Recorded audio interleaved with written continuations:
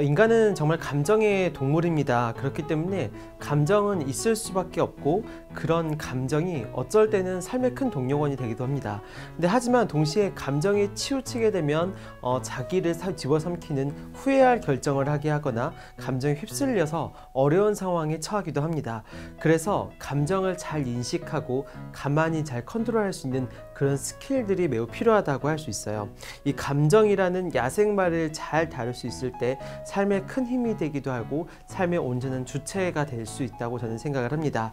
자, 감정이란 무엇일까요? 슬픈 감정, 슬프다, 생각. 사실 생각과 감정은 구분하기가 좀 어렵습니다. 생각이 감정을 불러오기도 하고 감정이 또 다른 생각을 불러오기도 하거든요.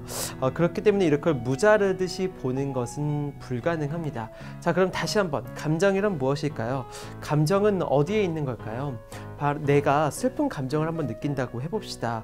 그 감정은 신체 중 어디에 있는 걸까요? 가슴, 머리, 심장?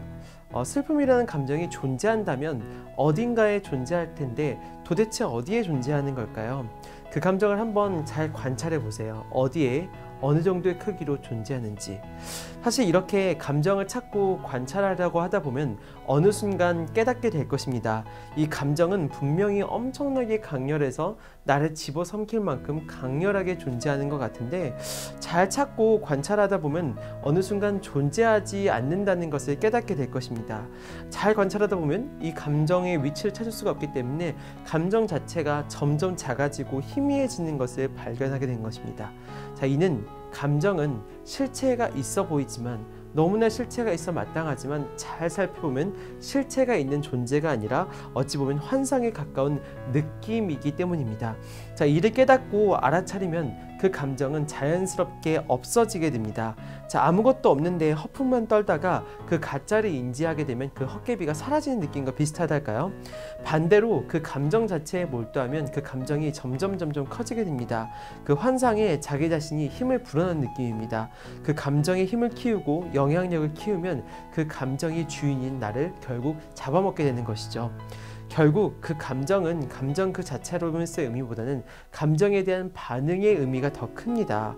슬프면 슬픔 그 자체보다도 슬퍼서 걱정하고 화도 나고 하면서 생각이 꼬리에 물면서 상황이 점차 심화되는 것이죠. 사실 어디에 어떻게 존재할지도 모를 감정에 그토록 강렬하게 저항하고 반응할 이유가 없습니다. 어떤 감정에 대한 생각은 생각일 뿐이에요. 감정은 감정일 뿐인 것이죠. 그 생각이 저항을 불러오기 때문에 이는 생각일 뿐이구나 라고 깨닫게 됩니다. 자, 가장 중요한 것은 감정 그 자체로 문제가 되는 것이 아니고 감정에 대한 반응이 문제를 일으킨다는 것을 깨닫는 것입니다.